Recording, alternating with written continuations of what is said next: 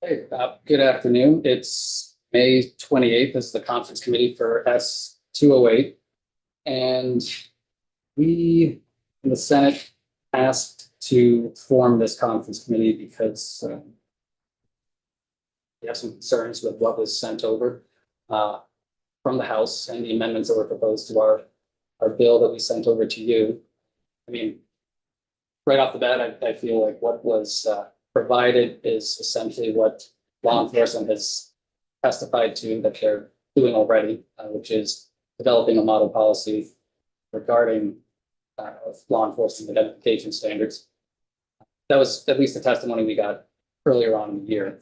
And so, I mean, at this point, with what was sent over to us, it feels as if, regardless of whether or not it passes, same model policy is going to be made. Happy to stand corrected, but it's our position that we still maintain in policy some law enforcement identification standards that include local, state, and federal agents to prohibit masking in some capacity. And that's our position at the moment. Happy to hear from you as well.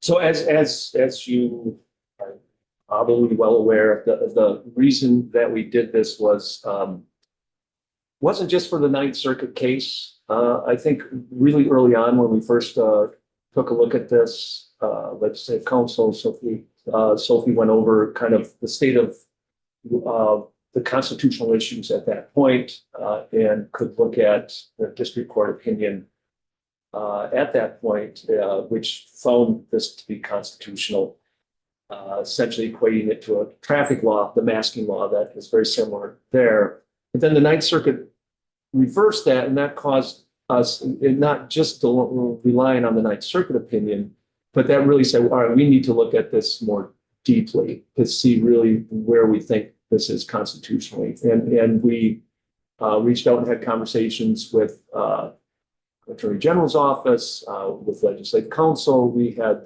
Professor Rodney Smola, an expert in constitutional law, has been practicing it for 45 years, to really dig a little deeper on the constitutional issue. And the bottom line is we felt that it's highly likely, it's a different circuit understood, but highly likely that this would be found unconstitutional. And we felt that in this committee that because of that, we needed to take the feds out. But we'd also heard during the course of the testimony that this was an issue with respect to local and state as well, that having a standard for them is important.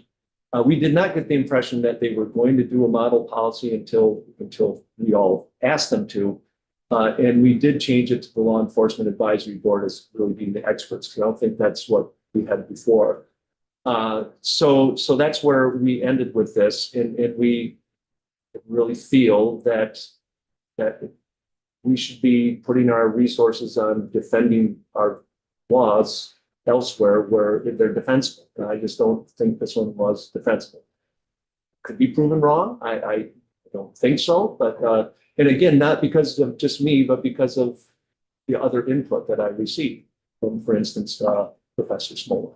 So that's kind of where we are. But as far as looking forward, I mean, yeah, all right, maybe I'm going to be wrong. Maybe I'm going to be proven wrong, and we're going to probably find that out relatively soon, because Connecticut, as you mentioned, or I don't know if you mentioned, or just generally known, yeah, I keep on hearing that it's Connecticut has passed a law. New York, have they passed the law all the way through, or is it in the governor's desk or something like that? Well, the governor did a press conference saying that in the budget bill, they were going to be including the language that we've got, like in S.208, S.209, and the Congress 1983. Okay, so it's not all the way there yet, but it will be there. So the other two states in the Second Circuit, almost certainly the feds are going to, they've been making that noise that they will be challenging it, like they have done in New Jersey, like they did in California. And we're going to hear, in fact, whether, in fact, this can be constitutional. So if we did the policy, if we were doing the policy and had that promulgated next year, and if we find out in the interim that, oh, this is in fact constitutional, then we would be in a position where we could essentially make the policy into the statute again, and then hold the feds at that point. So I think having the policy work, the model policy work done in the interim or right now until the legal standards are clarified a little bit better. I think they're fairly clear myself. Yeah, that is advancement. That is advancement even with respect to the federal agents, because we can put that in place later. Yeah, I think, I mean, I think there are persuasive arguments on both sides, and I think that, you know, I hear where you're coming from with regards to Professor Smola. We also heard from Professor Jessica Bowman-Posen. I think you may have heard from her as well. Yeah. And so I get that. I mean, there are always going to be scholars saying one thing or the other thing. You know, personally, I do have some concern with legislating based on decisions from appellate courts that, you know, in which we're not in the jurisdiction. For example, you know, there have been 2 different courts that have overturned language related to waiting periods and magazine bans, and yet we still have those on the books.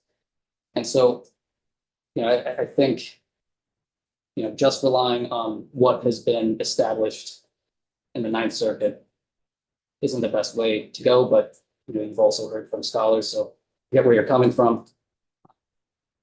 You know, I do think that ultimately, well, as you know, it's the Supreme Court that will ultimately decide whether or not this type of policy would be constitutional or unconstitutional. And so, you know, I'm not inclined to just preemptively step away from such a policy until the Supreme Court has weighed in, which as I said, I'm sure they will in the next year or 2. So, I mean, I hope perhaps there's a way to find a middle ground. And, you know, I know we all have some ideas floating around, and so I think maybe we'll want to talk with Ledge Council, take a break and try to figure out some drafting language perhaps. Okay.